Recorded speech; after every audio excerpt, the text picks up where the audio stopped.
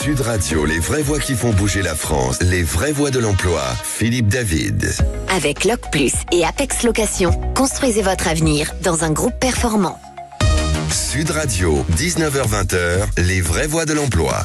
On est ravis de vous retrouver comme tous les mardis, les vraies voix de l'emploi avec Philippe David et nos invités jusqu'à 20h. L'enseignement agricole prépare à la diversité des métiers du vivant, de la terre, de la nature. Grâce à sa structure moins imposante, son affiliation au ministère de l'Agriculture et de l'Alimentation, l'enseignement agricole fait preuve d'une grande flexibilité face aux enjeux des professionnels et des territoires surtout. Il enrichit le système éducatif par des contributions uniques, offrant des solutions adaptées et diversifiées pour répondre aux besoins de formation et de qualification. L'enseignement agricole forme à plus de 200 métiers. Opter pour l'enseignement agricole signifie privilégier des formations orientées vers des métiers d'avenir, répondant aux défis sociétaux actuels comme l'agroécologie, la nutrition, l'écologie, le développement des territoires, la durabilité et l'énergie. Ces formations sont accessibles à travers différents parcours scolaires, apprentissage et formation continue. On vous explique tout avec nos invités dans un instant. Benoît Bonamé est avec nous. Bonamé est avec nous, directeur général de l'enseignement et de la recherche au ministère de l'Agriculture et de la Souveraineté alimentaire. Valérie Lepage, directrice de l'EPLEFPA, l'établissement public local d'enseignement et de formation professionnelle agricole, lycée agricole de Nantes, Terre Atlantique. Bonsoir. On s'est entraîné pour le dire. Laurent Paya est avec nous, président de l'ANEFA, qui est l'Association nationale pour l'emploi et la formation en agriculture. On vous souhaite la bienvenue, c'est les vraies voix de l'emploi jusqu'à 20h. Les vraies voix Sud Radio. La question que l'on peut se poser, qu'est-ce que l'enseignement agricole ? On va en parler avec notre premier invité, Benoît Bonamé, qui est avec nous. Merci d'être avec nous, directeur général de l'enseignement et de la recherche au ministère de l'Agriculture et de la Souveraineté alimentaire. Alors c'était extrêmement large cet enseignement agricole. Nous, on l'a découvert en faisant cette émission. Il y a énormément de thématiques. Aujourd'hui, comment on peut le définir ? Alors, déjà, merci de nous inviter. C'est formidable de parler d'enseignement agricole et merci pour votre pitch introductif qui en dit déjà beaucoup sur ce que nous sommes. On a dit ce qu'il fallait. Vous êtes la main. On peut rester pendant une heure. Okay, vous nous mettez comme note, comme vous êtes dans l'enseignement. C'est parfait. Allez, 20 sur 20, on commence comme ça. C'est bon, on arrête l'émission. Qu'est-ce que c'est ? D'abord, c'est déjà 215 000 élèves, étudiants, apprentis qui sont aujourd'hui dans nos formations. Dans les formations pour les 200 métiers que vous avez évoqués. Oui. Alors, quand on dit enseignement agricole, le réflexe naturel, c'est agriculture. On en est fiers, tant mieux, c'est notre histoire. Mais c'est aujourd'hui toute une palette de métiers. Alors, il y a tous les métiers de l'agriculture et de l'alimentation. C'est à peu près un tiers des formations qu'on propose. Il y a un gros tiers qui sont sur les métiers du paysage, de l'environnement, de la gestion de l'eau, de la forêt. Puis après, il y a un gros tiers qui sont les métiers du service. Alors, c'est un peu contre-intuitif. C'est pour ça que j'aime en parler. On forme aussi des gens qui sont des acteurs du territoire, du service à la personne, aux personnes âgées, aux jeunes enfants. On a toute cette palette des métiers de la ruralité qui sont dans l'enseignement agricole. On l'ignore totalement d'ailleurs. C'est-à-dire que c'est pas qu'on l'ignore, c'est que on se rend pas compte de la créativité en matière d'expertise aujourd'hui. La créativité est très large. Et l'autre chose que vous avez mentionné dans votre pitch aussi, qui est important de rappeler, c'est que on est tout ça pour tous ces métiers, mais on est aussi de l'enseignement général. C'est-à-dire que vous venez chez nous, vous pouvez faire un bac général, option biologie, écologie. C'est le seul endroit où au bac général vous faites de l'écologie. Et c'est pareil que des grands lycées parisiens ou de grandes villes de province. Et ça, vous pouvez le faire aussi chez nous. Il y a une très grande diversité de parcours, c'est riche d'opportunités. Benoît Bonamé, comment est structuré l'enseignement agricole ? Alors, l'enseignement agricole, c'est 800 établissements qui sont sur tout le territoire hexagonal, ultramarin. C'est un enseignement agricole qui est public, mais aussi privé. Donc il y a des lycées privés qui sont agricoles. On a aussi des maisons familiales et rurales qui ont un rôle assez spécifique et qui maillent aussi l'ensemble du territoire. Et c'est quoi justement la différence entre ces trois Alors, c'est à la fois maisons, si je puis dire. C'est trois familles de l'enseignement agricole qui font l'enseignement agricole. Alors elles ont toutes leurs spécificités. Ce que je veux dire, c'est que elles offrent tous quelque chose un peu différent par rapport aux jeunes, dans leur capacité, leur relation à la pédagogie, comment ils préparent les jeunes, qui les accueillent, comment ils les accompagnent, le rôle de l'internat, le lien au territoire. Par exemple, l'enseignement public est assez marqué avec des très gros établissements, mais peut-être que Valérie en parlera, avec des gros établissements qui sont, enfin gros, c'est relatif, des petits gros établissements. Oui, ce que je voulais dire, c'est à taille humaine. Tout est à taille humaine, mais la spécificité de beaucoup d'établissements du public et de certains du privé, c'est que dans un établissement, vous avez un lycée, une exploitation agricole, des ateliers de production, un centre de formation pour adultes, un centre de formation pour apprentis. Des fois, vous avez un haras, des serres, des vergers. Enfin, c'est un mini campus dans lequel il fait bon vivre parce que c'est pas si grand que ça. Mais surtout, vous voyez plein de choses très pratiques Et c'est ça la force de l'enseignement agricole. À qui ça s'adresse Est-ce que finalement, on a l'impression, en étudiant le cas de l'enseignement agricole, que finalement ça s'adresse à tout âge? Ça s'adresse à tout âge. Alors ça commence 4e. Oui. Nos premiers élèves sont recrutés en 4e. Et nous, on les emmène potentiellement jusqu'aux écoles d'ingénieurs et aux écoles vétérinaires. Et puis après, évidemment, on est aussi actif par rapport au centre que j'évoquais tout à l'heure, sur la formation tout au long de la vie. On a plus de 100 000 personnes qui viennent nous voir chaque année, des futurs agriculteurs, agricultrices, des futurs acteurs des métiers que j'ai évoqués tout à l'heure, qui viennent se former dans nos centres de formation. Ou se reformer. Ou se reformer. D'accord, okay. Et évidemment, et c'est un sujet très important que de se reformer quand on voit les évolutions des métiers actuellement. Quel diplôme peut-on préparer au sein de l'enseignement agricole en avant-bac et en post-bac? Alors, avant bac, vous avez des CAP, bac professionnel, bac technologique, bac général. Donc, on a toutes les séries des baccalauréats. Je le dis, tout le monde peut venir chez nous. On accueille tout le monde. Et puis, ça, c'est tout ce qui est la partie pré-bac. Et puis après, post-bac, on a des BTS. Ce qu'on appelle les BTS A, c'est ça? BTS agricole, avec toute la série des métiers que j'évoquais tout à l'heure et toutes les filières que j'évoquais tout à l'heure. Et puis après, on a des licences professionnelles. Puis ensuite, on a école d'ingénieur, école vétérinaire. Et à travers le projet de loi que porte le ministre, on va, je l'espère, si la loi est approuvée, prochainement, créer des bachelors, comme on peut le faire dans un IUT. Et on aura toute une gamme de bachelors qui va se développer aussi et qui offrira vraiment toute la palette des formations à tous les jeunes qui s'intéressent à nous et aux différents métiers qu'on propose.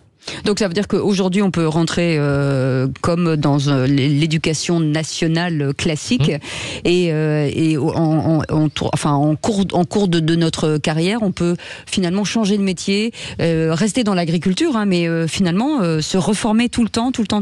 Alors en effet oui, en fait pourquoi on appelle ça les métiers du vivant? Parce qu'en fait, ils sont tous connectés, mais au final, il y a une énorme palette de métiers, mais peut-être que Laurent en parlera tout à l'heure. Avec des nouveaux métiers qui vont arriver aussi. Il y a des nouveaux métiers qui arrivent, et puis aussi, en fait, vous pouvez naviguer entre les métiers du paysage, de l'environnement, de l'eau, de l'agriculture. Et même dans l'agriculture, il y a 80 métiers dans l'agriculture, les métiers du service, les métiers du commerce, du négoce, de la production. Enfin, c'est très très riche, et ça, on peut le faire tout au long de ce parcours. Moi, je le dis, c'est mon cas. Moi, j'en viens. BTS, et puis après j'ai changé de voie, puis après j'ai fait une autre école d'ingénieur, tout dans l'enseignement agricole. En fait, c'est riche d'opportunités. Benoît Bonnemé, il y a une image d'Épinal, on salue nos auditeurs des Vosges, qui dit que les élèves de l'enseignement agricole sont souvent des enfants d'agriculteurs. Est-ce de l'info, est-ce de l'intox, comme disait un animateur de télé célèbre? Et est-ce qu'il ne faut pas sortir de ça aussi? Alors ça a été de l'info, mais il y a 40 ans. Maintenant c'est de l'intox.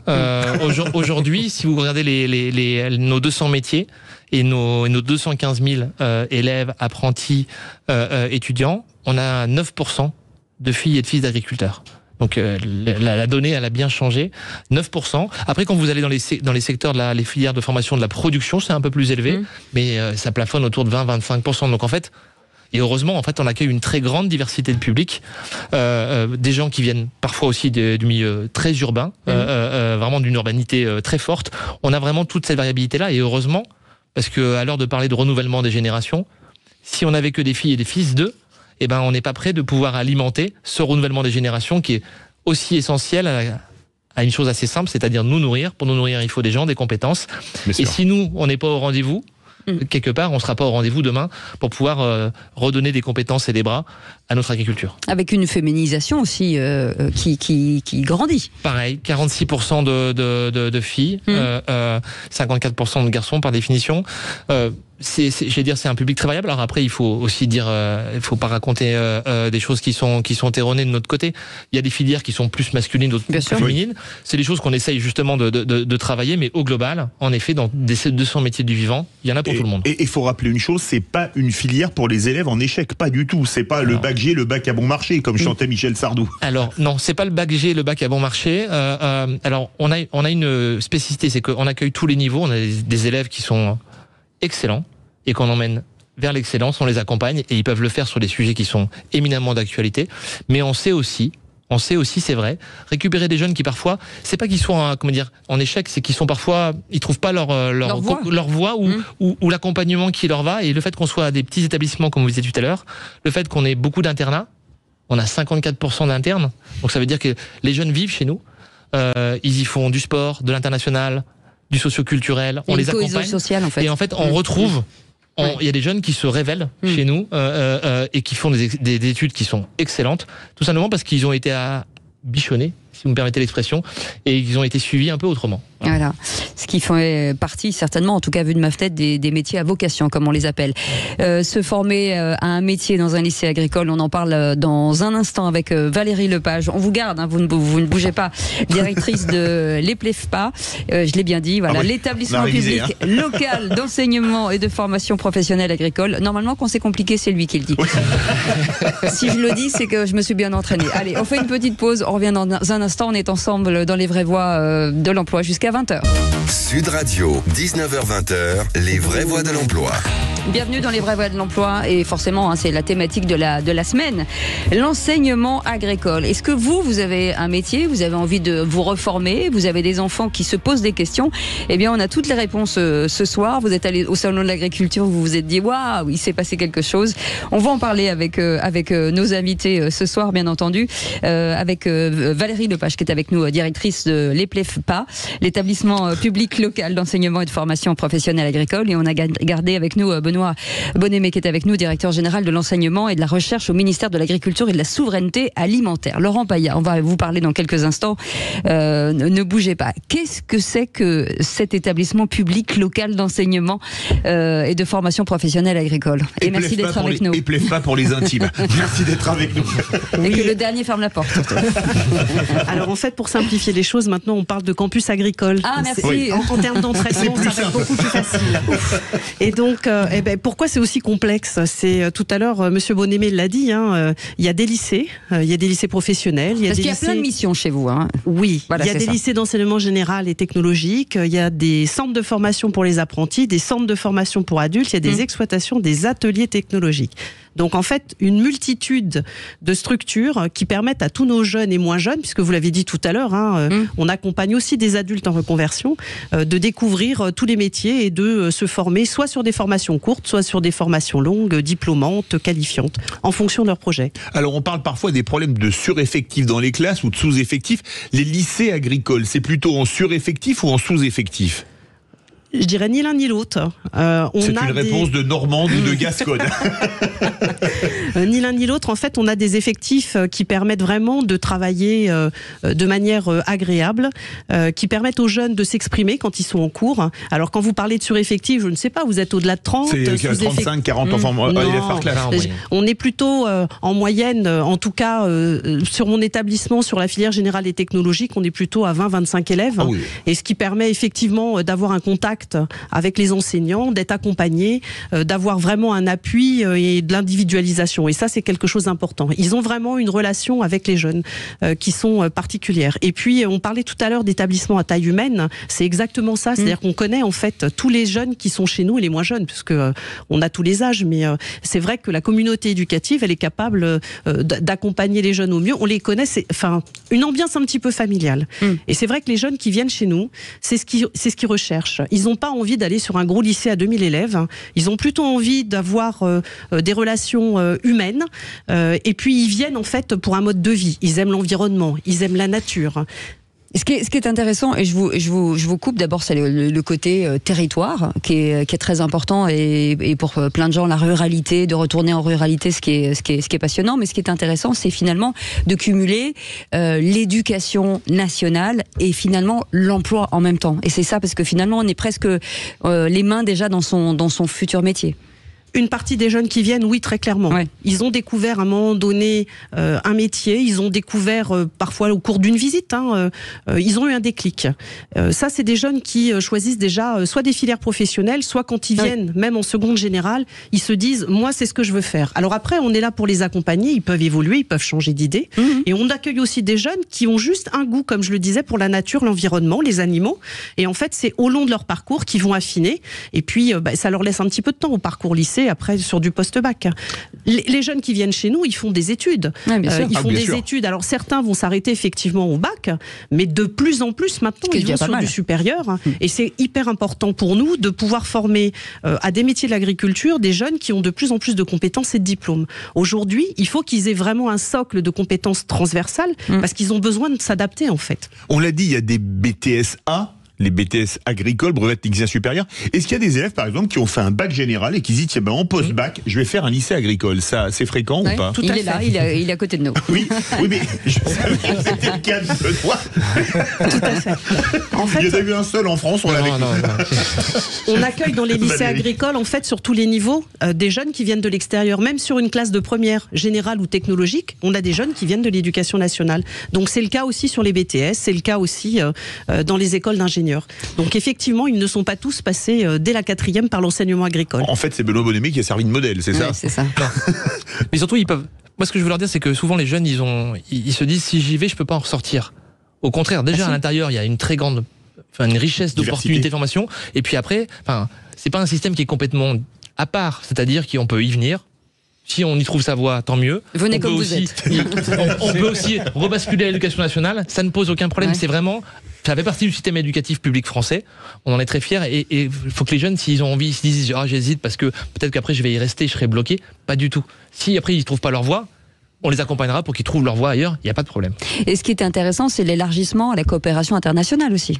Oui, alors je vais prendre quelques exemples. C'est vrai que la coopération internationale, c'est une des missions de l'enseignement agricole. Dans quasiment tous les établissements, en fait, il y a des partenariats forts qui s'instaurent. En ce qui concerne le campus de Nantes-Terre-Atlantique, c'est avec le Cameroun, ça fait plus de 10 ans.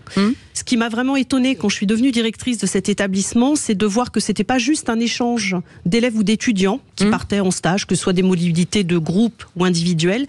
Il y a vraiment eu un partenariat fort avec un apport de valeur ajoutée pour les producteurs en fait au Cameroun de cacao, la construction d'un atelier de transformation. Et en fait aujourd'hui, non seulement les producteurs ont gagné en qualité sur la production de la fève parce qu'ils sont sur 0 apport en engrais et en phyto, mais en plus ils maîtrisent toute la chaîne de transformation. Ils sont eux-mêmes acteurs de la transformation jusqu'à la vente en fait avec le label commerce équitable. Et donc les jeunes portent ce projet-là tous les ans. Il y a des mobilités et on a d'ailleurs une délégation camerounaise au salon de l'agriculture avec nous pendant 3 jours. Valérie Lepage, il y a plein de formations, lycée agricole. Il y a quelques semaines, on avait fait les métiers du vin. Et il y a par exemple le BTS viticulture, œnologie. C'est son ventre qui parle encore. Mais oui, moi je défends nos viticulteurs, chère Cécile. Ça, par exemple, c'est un métier où on a des débouchés. On avait le meilleur sommelier du monde, Philippe Forbrac, qu'on retrouve tous les week-ends sur Fun Radio. Des débouchés pour le vin, c'est pas mal comme oui, je n'ai pas fait exprès. Ça, c'est des métiers extraordinaires parce qu'on est demandé dans les restaurants à New York, à Tokyo ou à Sydney, je sais pas. Pour vos étudiants, ça fait rêver. Ça fait partie, de toute manière, pour ceux qui sont passionnés, et c'est beaucoup de passionnés, effectivement, quand on arrive sur ce type de formation spécialisée. Et puis les lycées agricoles, ils sont posés dans les bassins viticoles. Oui. Ça veut dire que le lien avec le territoire et les professionnels est extrêmement fort. Hein. Et donc, ils viennent parce qu'ils sont passionnés, ils s'entraînent, ils sont en lien directement avec les professionnels. Et effectivement, il y en a certains qui vont aller, pourquoi pas, présenter des concours. D'ailleurs, il y en a un demain au Salon de l'Agriculture, n'hésitez pas. Hein. Il y a des apprentis, des BTS, des étudiants qui viennent se présenter sur les différents concours. Et puis, ils vont, pourquoi pas, jusqu'à des concours européens des vins. Ils participent à tout un tas d'événements qui mettent vraiment en avant l'excellence des filières professionnelles. Et Valérie Lepage, Benoît Bonhomie en parlait il y a quelques instants. Là, sur l'internat aussi, l'importance de l'internat. Oui, dans tous les lycées, en tout cas publics qui disposent d'un internat, il y a un projet éducatif très très fort. Vous l'avez entendu, le gouvernement l'avait annoncé, le harcèlement à l'école, c'est vraiment en fait quelque chose que l'on prend très à cœur, mais depuis longtemps dans les lycées agricoles. Il y a un dispositif qui s'appelle Sentinelle Référent, qui est déployé depuis plus de 10 ans, où en fait les adultes et les élèves qui ont envie de s'investir sur ce thème sont formés et en fait font des actions de prévention collectivement, c'est-à-dire les jeunes comme les encadrants. Et c'est ça en fait qui est vraiment particulièrement intéressant. Il n'y a plus cette barrière entre l'adulte et le jeune. Les sentinelles, les élèves sont très très vigilants à ce qui se passe autour d'eux. Ils vont alerter tout de suite les adultes s'ils s'aperçoivent qu'il y a une situation. Et donc, vous voyez, il y a un traitement de la situation à la fois dès que une problématique se pose par les adultes, mais il y a aussi tout un tas d'actions de prévention sur le bien vivre ensemble et l'interconnaissance entre les jeunes. Et quand on arrive à mettre ça en place, on voit vraiment l'effet dans les établissements parce qu'on n'a pas les phénomènes qui peuvent se développer. Il y a un lien fort entre les employeurs et les lycées agricoles. Oui, ils sont maîtres de stage, maîtres d'apprentissage. Ils participent en fait à des journées techniques. Ils sont jurys pour nous pour les examens. Et donc, ils nous aident. On a déjà eu 20, donc ça va. Pour le jury, il était bon. long aujourd'hui. Il nous aide à la fois à définir les contenus dont ils ont besoin par rapport aux jeunes, puisqu'il y a effectivement la part référentielle diplôme national, mais on a aussi la possibilité de donner une coloration en fait dans chaque établissement. On a des modules locaux. Donc on travaille avec les professionnels du territoire pour définir là où effectivement on doit faire travailler les jeunes. Et donc c'est comme ça qu'on a cette proximité et on travaille avec eux sur tous les sujets. Aussi bien je dirais les compétences qu'ils attendent, aussi bien les savoir-être, parce qu'on parle beaucoup de savoir-être avec les professionnels depuis quelques temps, mais on va aussi sur les métiers d'avenir, sur l'innovation, puisqu'ils ont des attentes par rapport à ce qu'on est capable de faire et les compétences qu'on peut développer chez les jeunes. Il faut absolument qu'on puisse aussi répondre à tout ce qui est innovation qu'ils attendent en fait dans les entreprises. Allez, quelles sont les opportunités d'emploi? Il y en a pléthore, hein, vous allez voir. Laurent Paya sera avec nous dans quelques instants, président de l'Association nationale pour l'emploi et la formation en agriculture. J'ai lâché l'acronyme. Non, mais j'ai lâché l'acronyme. Non, mais j'ai lâché l'affaire. Non, mais je vous le dis. Non, mais je préfère vous le dire, parce que de toute façon, sinon, on y passe la soirée. Allez, on fait une petite pause, on revient dans un instant. Sud Radio, 19h-20h, les vraies voix de l'emploi. On est ravis de vous retrouver. Merci d'être avec nous, d'être de plus en plus nombreux à nous écouter dans les vraies voies de l'emploi. Et on parle de l'agriculture en général et ses formations, ses métiers, ses écoles. En tout cas, cet enseignement agricole qui est important d'évoquer aujourd'hui, surtout en cette période. Et quelles sont les opportunités d'emploi? Parce qu'effectivement, une fois que vous êtes sorti avec un bagage, où peut-on aller? Laurent Paya est avec nous, un président de l'ANEFA, qui est l'Association nationale pour l'emploi et la formation en agriculture. Quesaco, encore une fois, cette formation et à quel moment elle arrive dans la vie de nos futurs agriculteurs pour aller large dans le nom. Et Cécile l'a dit en occitan, hein, vous qui êtes du Sud, c'est parfait. On va essayer de répondre correctement. Non, l'ANEFA est une association paritaire, 50% salariés, 50% employeurs. L'idée a été à l'époque de pouvoir promouvoir l'ensemble des métiers, mais je parle il y a déjà 30 ans, de promouvoir les métiers et l'ensemble des métiers. Et là, il y a de quoi faire, puisque c'est énorme, mais en même temps de la formation. On parle de 200 métiers, c'est ce que vous disiez. 200 métiers, moi je considère qu'un agriculteur en fonction en fait 80 à peu près, normalement toutes les semaines. Ah oui. Entre l'agriculture, la paperasse, la comptabilité, la météo, la soudure, la RH, enfin, etc.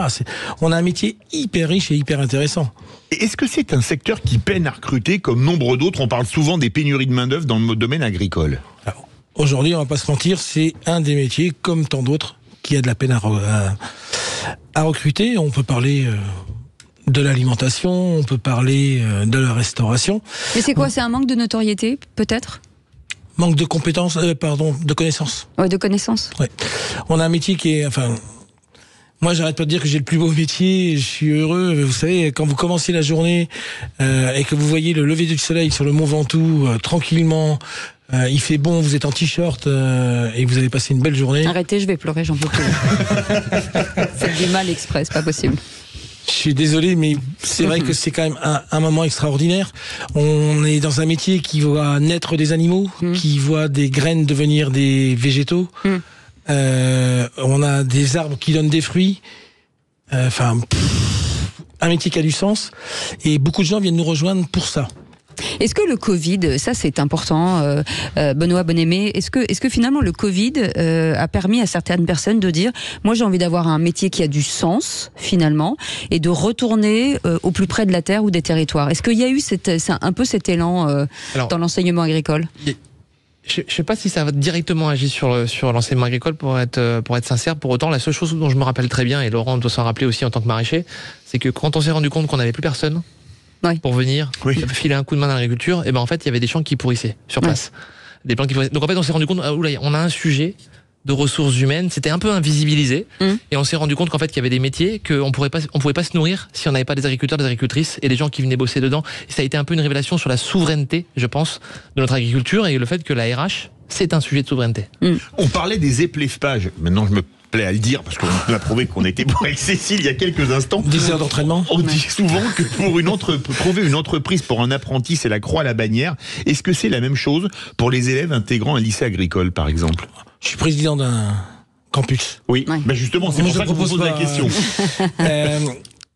L'apprentissage est une voie extraordinaire, puisqu'on fonctionne sur l'apprentissage du geste, qu'on met une théorie dessus, ou on met une théorie qu'on va aller confronter en vrai. C'est pas si difficile que ça. C'est juste comment on en parle, comment on donne envie, comment on donne toute cette beauté du geste. Alors c'est sûr que le métier, on peut dire qu'il est difficile, mais je suis pas sûr que le copain routier dans son gros camion qui passe la semaine sur les routes internationales, tout seul, tout seul, ait une super vie. Hein. Non. Voilà. Donc, on a focalisé sur l'agriculture, on a une image ancestrale. Que je ne comprends pas. On a modifié nos façons de travailler ensemble. Aujourd'hui, on a souvent 2-3 chefs d'entreprise qui fonctionnent, GAEC, enfin plusieurs systèmes qu'on peut faire et qui ont des temps de vacances comme tout le monde. Pas plus, pas moins. Ils ont une vie de famille. Les GAEC, c'est une sorte de coopérative, c'est ça? Non, c'est pas une coopérative, c'est un groupement d'achat. Un groupement familial. C'est ça. Enfin, CGF fait le groupement familial, le GAEC c'est un autre modèle. Mais on est en train de réinventer aujourd'hui et réutiliser les outils que nos pères ont déjà mis en place et qu'on avait complètement oubliés, mais qui nous donnent une vie sociale normale. Ouais. Vous nous avez dit tout à l'heure, Laurent Paya, que quand on était agriculteur, finalement, on faisait à peu près 80 métiers différents en même temps. C'est ce qui peut faire peur aussi, j'imagine, de se dire, voilà, les problèmes sont multifactoriels et il faut que je sois hyper ouvert. Mais il y a un accompagnement pour tout ça. On apprend forcément sur On a la formation tout au long de la vie. Mais dites-moi combien de métiers vous faites, Cécile, dans votre métier aujourd'hui? Ah bah moi, j'ai la radio, j'ai plusieurs entreprises, donc oui, non mais c'est pareil. Mais oui, vous avez raison. Valérie Lepage voulait parler. Vous avez vu, j'ai un super argument là. Je pense que la diversité. Ça se voit. Je pense que la diversité du quotidien, ça fait partie en fait justement de l'attractivité aujourd'hui que l'on recherche, et les jeunes aussi. Oui. Ils veulent faire des tâches très variées. Ils veulent pas que la journée d'aujourd'hui soit la même demain. Donc et ça fait partie vraiment de ce que l'on aime tous faire les uns et les autres. Oui, mais comment on les accompagne dans cette voie-là, une fois qu'ils ont leur diplôme? Est-ce qu'il y a Alors on va créer des ateliers. Parce que c'est une communauté en fait. On a l'impression que les agriculteurs ils s'aident tous entre eux. Il y a une entraide très forte. On l'a vu au salon de l'agriculture. En fait, tout le monde est ami avec tout le monde. Hein. Alors c'est plus une communauté, c'est que on est dans la bienveillance permanente. C'est-à-dire que si on a un de nos copains qui est dans la panade, on est là. C'est beau ça. Benoît Bonnemé voulait réagir. Il y a quelque chose qui est très contre-intuitif sur ça, c'est qu'en fin de compte, pour préparer à faire 80 métiers, à s'adapter à un monde qui change, et il change très vite, et l'agriculture a déjà beaucoup changé, en fait, il faut aussi qu'ils aient des compétences solides, qui sont pas si techniques, qui sont des alors certains appellent ça les soft skills, en bon français, mais les compétences douces, on dit ça comme ça. Pour autant, des matières générales, la capacité à interagir avec les autres, la capacité à analyser des problèmes, en fait, c'est beaucoup de compétences transversales que les agriculteurs dont ils disposent, et c'est pour ça qu'ils ont réussi à évoluer depuis 50 ans et faire évoluer leur pratique, et c'est ça que nos jeunes doivent avoir aussi, parfois même plus que la compétence technique qui permet de faire le bon geste dès la sortie de l'école. Laurent Paya, le taux d'emploi en fin d'études est très très élevé, il n'y a pas de chômage quand on est diplômé de l'enseignement agricole. Si on est au chômage, c'est qu'on le veut, dans le sens où on a finalement été au bout de ses études et qu'on n'était pas très bien orienté, mais on les retrouve vers une autre formation ou vers un autre emploi. Le taux d'employabilité, je crois qu'il est au-delà de 80% à 3 ans. D'accord, ah oui. Est-ce que la technologie, et ça je m'adresse à tous les trois, l'intelligence artificielle et tout, ont finalement pas donné un coup de boost à ces métiers d'antan, où finalement on se dit, on est, quand on voit, vous parliez du climat tout à l'heure, de se dire que il faut travailler sur des machines, parce que moi j'ai vu des choses extraordinaires, de dire c'est l'intelligence artificielle, enfin je vais rapidement, qui va vous dire ce qu'il faut dans le sol, qui va vous parler du climat et tout. Est-ce que cette technologie-là finalement, elle n'incite pas une nouvelle génération à venir dans ces secteurs? Alors, ce qui est vrai, c'est que aujourd'hui, on a beaucoup parlé d'image d'Épinal, pour reprendre ce que vous disiez au début. En fait, l'agriculture, déjà, c'est d'une très grande modernité. Bien sûr. Ce qui s'y passe déjà. C'est d'une modernité absolue, tant d'un point de vue technologique, mais il y a aussi son pendant, parce que c'est pas que de la technologie, c'est aussi de recomprendre tous les processus naturels. Parce que ce qui est en train de se passer, c'est qu'il y a de moins en moins de chimie en agriculture. Moins de chimie, c'est plus de nature. Donc c'est plus de processus naturels, et on a par-dessus ça le changement climatique, qui perturbe les cycles naturels. Donc en fait, dans les deux entrées, intelligence artificielle, technologie, on va très loin dans les questions numériques, et l'agriculture française est déjà très avancée là-dessus.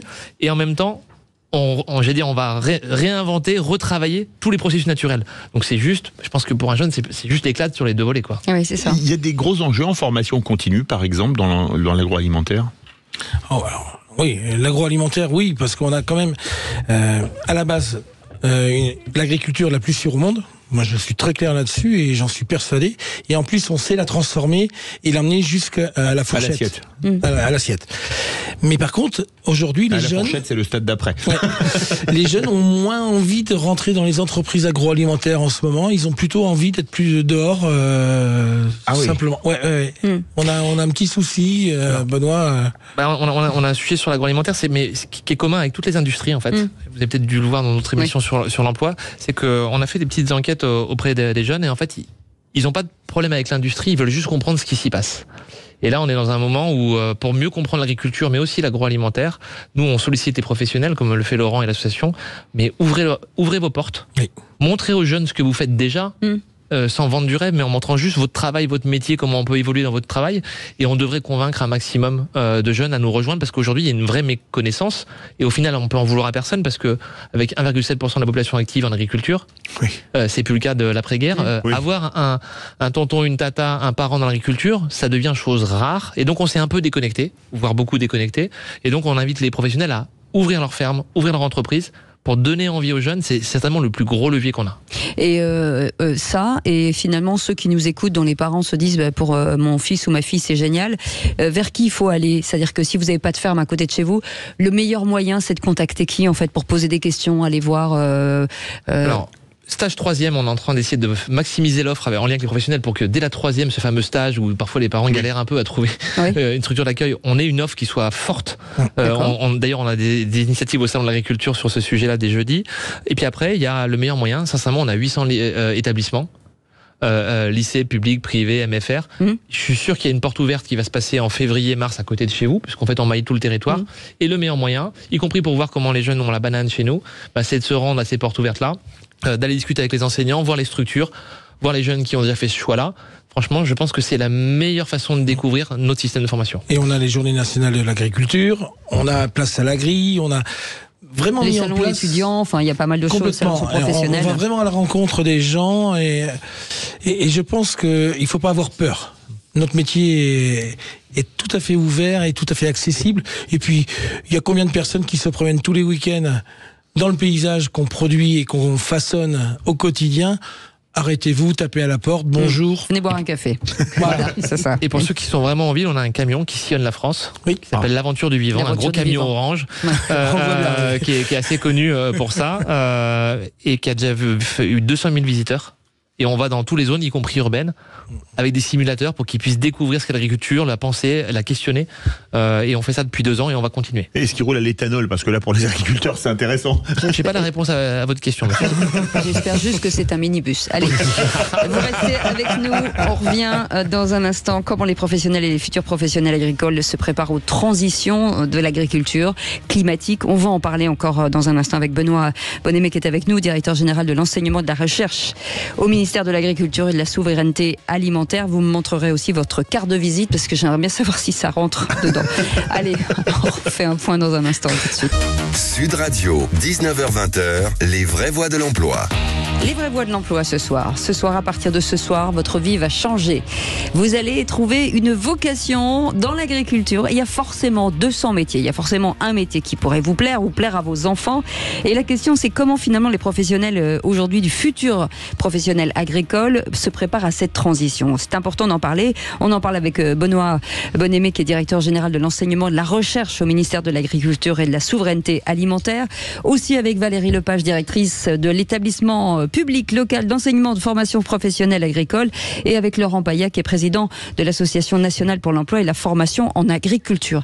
La société se transforme, le climat transforme aussi la société, et par-delà forcément l'agriculture. Les enjeux sont énormes pour l'agriculture aujourd'hui. Il faut faire face à ce que je disais tout à l'heure, des problèmes multifactoriels. On a été assez précurseurs là-dessus, c'est un peu l'histoire de l'enseignement agricole aussi depuis 60 ans, c'est d'accompagner les grandes transformations de notre agriculture. Comme on le dit souvent, l'agriculture il n'y a pas que maintenant qu'elle est challengée. Elle a été challengée après-guerre, elle a été challengée aux différentes révolutions agricoles. Et c'est vrai qu'aujourd'hui, on est dans une vraie nouvelle révolution qui se met en place. Tout simplement parce qu'on a aussi quelque chose qui s'impose à nous, c'est les changements climatiques. Peut-être plus dur qu'avant, plus difficile. C'est plus dur, puis au final, vous n'avez pas trop le choix dans la mesure où on dit souvent 1 degré, c'est 700 km. Donc ça veut dire qu'aujourd'hui, vous êtes en Bretagne. Quand le climat aura pris 1 degré, vous aurez le climat de Toulouse. C'est un peu caricatural, mais c'est pas loin d'être vrai. Et ça, quand on se dit ça, on se projette dans quelque chose qui est, quand on travaille avec des processus naturels, Laurent pourra en parler, ça change tout. Et donc la question, c'est comment préparer les jeunes à une période où ils vont devoir changer comme leurs aînés, mais peut-être parfois encore plus, et ils vont avoir l'obligation de s'adapter à quelque chose qui va s'imposer à nous.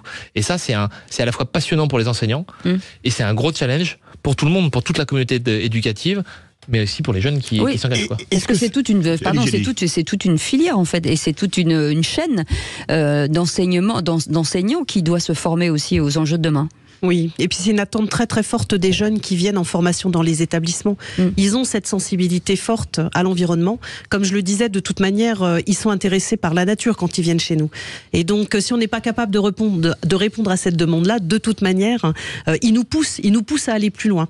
Que ce soit les enseignants, que ce soit les assistants d'éducation qui vont les accompagner aussi, les équipes de direction. Et donc, c'est vrai qu'au ministère de l'Agriculture, il y a un grand plan de formation de toute manière pour qu'on puisse tous être sensibilisés aux transitions et qu'on décline jusqu'aux jeunes. De toute manière, ils portent des projets. On a beaucoup de jeunes qui sont très très engagés. Par exemple, le réseau des éco-responsables. Et ils sont porteurs de projets et donc ils font des expérimentations. Ils vont chercher des partenaires sur le territoire. Ils montent des projets aussi pour récolter un peu d'argent pour financer d'autres projets. Enfin voilà, on a des jeunes qui sont mobilisés, engagés sur la citoyenneté et sur tout ce qui est transition. Et est-ce que les cultures vont changer avec le changement climatique? Alors il paraît qu'on commence à faire du vin dans le sud de l'Angleterre et on nous dit que maintenant, dans le sud-ouest, il va peut-être falloir remplacer le maïs par du sorgho. Ça va changer tout ça ou pas? Laurent Paya, vous êtes maraîcher, donc forcément il y a une évolution, j'imagine. Il y a une évolution. Jamais oublier que le métier d'agriculteur, c'est nourrir. C'est nourrir. Et ça, quoi qu'il arrive, on tiendra la tâche et on fera ce qu'il faut. Après, effectivement, on va s'adapter. La nature, le monde du vivant s'adapte et nous, on l'accompagne. On est juste là à accompagner. Donc, et c'est vrai que peut-être il y aura, on va dire, des citrons à Clermont-Ferrand. Il va falloir encore quelques années. Mais on peut tout à fait l'imaginer. Par contre, on continuera de nourrir. Donc, ce sera des nouvelles cultures, des nouveaux légumes, des nouveaux fruits. Ça a toujours été, de tout temps, une évolution claire, non subie, parce quand on s'est mis à vouloir se nourrir correctement, l'Homo sapiens s'est relevé, il a planté, semé et récolté pour nourrir ses proches. Donc on est dessus depuis tout le temps, c'est pas nouveau ce qu'on fait, c'est juste qu'on s'adapte avec. Et on accompagne. Il y a un accompagnement justement face à ces changements. Le ministère de l'Agriculture et de l'Alimentation forcément travaille bien en amont de ce qui peut arriver, de prédictions. Et en fait, il y a un ruissellement auprès des agriculteurs. Alors on a lancé il y a presque 8 ans maintenant un plan qui s'appelle Enseigner à produire autrement. Et en fait, qui visait dans toute la vie du jeune, de l'équipe éducative, à commencer à penser comment nourrir, pour reprendre les termes de Laurent auxquels je souscris. Ce sont les agriculteurs, ils sont là pour nourrir le peuple, c'est la plus belle des missions, et s'adapter en même moment, comment gérer ces transitions. Et donc ça traite de comment ça se passe au niveau des jeunes, ils s'engagent au niveau de la cantine, ils s'engagent au niveau de notre exploitation agricole, et puis après on parle de questions aussi scientifiques et techniques, parce que faire des transitions, c'est pas de l'incantation. En vrai, c'est aussi très scientifique, très technique. Gérer l'eau dans une période de changement climatique, c'est un sujet technique qui s'apprend, qui se prépare, qui se réfléchit. Donc en fait, on a lancé ce plan-là et ça touche tous les pans de notre système éducatif depuis 7 ou 8 ans. Je dis ça parce que souvent aussi, et pour tuer une nouvelle fois une image d'Épinal, on dit enseignement agricole, voilà, c'est conservateur à l'ancienne. Pas du tout. On n'a pas attendu qu'on nous le demande, ça fait 7 ans que tout le monde est engagé sur des questions de nourrir et faire les transitions au même moment. Et ça, honnêtement, si vous avez l'occasion, et on vous invite à venir faire une émission dans nos établissements, on va venir. Parlez avec nos enseignants, vous verrez aussi leur niveau d'engagement sur ces sujets-là. Nourrir et faire des transitions au même moment, c'est juste un magnifique challenge. On dit qu'il y a plein de métiers hors l'agriculture qui existeront dans 10 ans, qui n'existent pas aujourd'hui. C'est la même chose dans l'agriculture ou pas? Oui. Moi, j'en suis persuadé. Je ne fais plus la même chose. Je me suis installé il y a 30 ans. ancien fonctionnaire territorial, donc j'ai tout quitté, je suis arrivé dans l'agriculture. Je fais plus du tout la même chose que quand je suis arrivé. Sur quoi, par exemple, pour qu'on comprenne bien? Je veux tunnel de 5 mètres de large par 100 mètres de long. Aujourd'hui, ils font 9 mètres. L'aération est bien plus importante. On ouvre les côtés, on ouvre les fêtages. Donc, on est beaucoup plus dans l'ouverture, la fermeture, la gestion du climat. On fait attention à l'évapotranspiration, ETP. On fait attention à la quantité d'eau utilisée. J'ai des compteurs que je n'avais pas quand je suis arrivé. Aujourd'hui, tout est quantifié, mesuré, et avant, validé. C'était quoi? C'était au dos à mouiller, à peu près? On savait que le besoin de la plante était là, mais la société nous demandait pas non plus de rendre des comptes sur l'utilisation de ce que l'on faisait. Aujourd'hui, on le fait parce que c'est comme ça et on l'accepte. Par contre, j'aimerais vraiment qu'on comprenne qu'on n'est pas là pour tricher, on est là vraiment pour nourrir les gens avec notre cœur, nos tripes et notre envie, et on est super heureux de le faire. Les projections d'étudiants, en tout cas d'élèves à l'avenir, c'est quoi? Vous avez envie de recruter combien d'élèves? C'est quoi? Je parlais tout à l'heure de souveraineté alimentaire, et votre question elle est hyper importante parce c'est un enjeu que je pense national, parce qu'en fin de compte, si on n'a pas assez de compétences et de bras, et je mets toujours compétences et bras, en fait on va pas y arriver, tout simplement, à produire et à continuer à nourrir les Français au moins autant que ce que nous faisons aujourd'hui. Aujourd'hui, on a 215 000 élèves, étudiants, apprentis, comme je disais. On sait que si on voulait faire du renouvellement, parce qu'on a plus d'un tiers des agriculteurs et agricultrices qui partiront à la retraite dans les 10 ans qui viennent. Donc ça veut dire que si on voulait assurer ce renouvellement de génération de manière complète, il nous faudrait aujourd'hui 30% de plus d'élèves, étudiants, apprentis dans nos filières. C'est un énorme challenge. Qu'est-ce qui s'est passé ces 15 dernières années? Pendant 10 ans, 2009-2019, on a perdu 10% de nos effectifs. Parce que c'était la période où, l'agriculture était vue comme un second sujet, pas important. Je crois que la question du sens avait été aussi certainement perdue, pas par les agriculteurs et agricultrices, mais par les gens qui la regardaient. Et là, depuis 5 ans, à force de faire des campagnes, en ayant l'opportunité, comme vous le faites ce soir, et je vous en remercie encore, de parler de ces métiers de formation-là, on voit ça revient, et on a 5% en plus de jeunes, et il nous en faut encore 30. Donc c'est une école de la réussite, c'est une opportunité pour tout le monde. On espère accueillir le maximum de gens. Espérons que cette émission, ils seront là, ils vont téléphoner et on va organiser effectivement cette émission dans un lycée agricole. Ce sera passionnant, je suis sûre. Les métiers de l'emploi, de l'agriculture. Merci beaucoup Benoît Bonnemé d'avoir été avec nous, directeur général de l'enseignement, de la recherche au ministère de l'éducation, de l'agriculture, comme quoi, et de la souveraineté alimentaire. Merci Valérie Lepage, directrice de l'EPLEFPA de Nantes, et Laurent Paya, président de l'ANEFA. À 20h02, après le flash, les essentiels de Sud Radio. Mais tout de suite, Sud Radio à votre service. On félicite notre équipe formidable et merci. Et on vous retrouve demain à 17h. Au Salon de l'Agriculture. Bonne soirée.